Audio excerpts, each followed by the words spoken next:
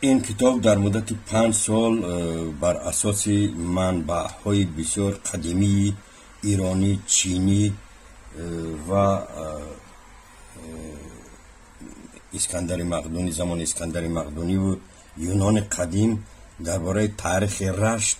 و قلعه و یادگاری های قدیمی این سرزمین نوشته شده است. از جمله درباره شاهان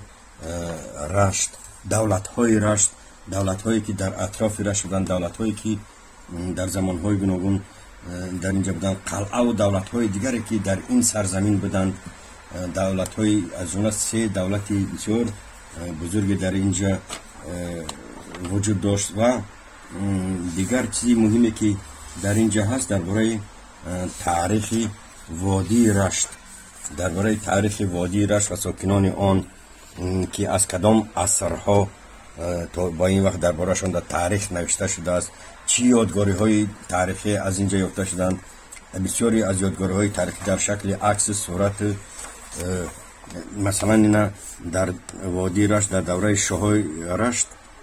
تنگه طلا استحصال می‌شده است، تنگه طلا وجود داشته است، همچون شاه‌های جداگانه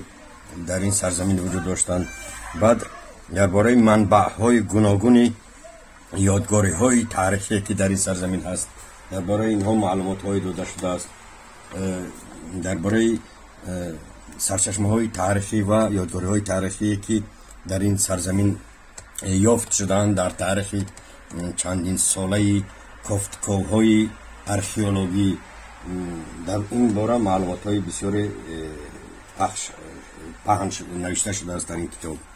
همچنین درباره قلعه های جداگانه که در این منطقه وجود دارد، یادگاری های تاریخی و نمونه های یادگاری های تاریخی، قلعه های تاریخی، قلعه های جنگی، قلعه های شاهنشینی که در این منطقه وجود داشتند، دولت های شاهی که در اینجا وجود داشتند، در اینجا درباره‌شان معلومات جمع آورده شده و تحقیقات علمی، تاریخی و باستانشناسی انجام داده شده است. کتاب در حجم 192 صفحه آماده شده است و همه این معلومات به خط فارسی برگردانده شده است که در مجموع یک کتاب مکمل عبارت از 22 جزء چاپی آماده شده است و این اولین تحقیقاتی می باشد که درباره نخستین تحقیقاتی است که درباره تاریخ وادی رشت و ساکنان آن، یادگاری های تاریخی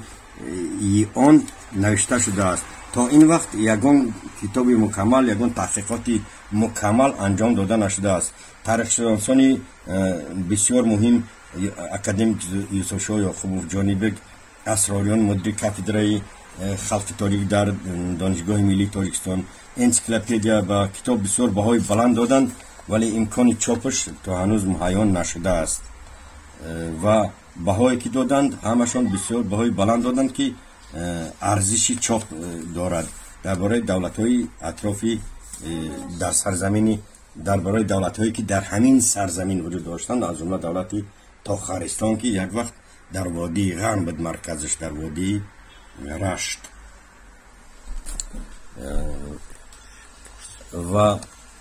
و سرچشمه ها و منبع های گوناگون که برای نوشتن این کتاب استفاده شده است، درباره همه اونها هم شاهدان واقعه ها، شاهدان قلعه های تاریخی، همش با عکساشون، با معلومات های تاریخی در اینجا بیان افتند. از جمله نام دهکده ها، منبع ها و جاینام های جغرافی در اینجا نشان داده شدند. سرچشمه های بسیار علمی که استفاده شدند، نامشون، سال چاپشون، همش مکمل در اینجا نشان داده شده است.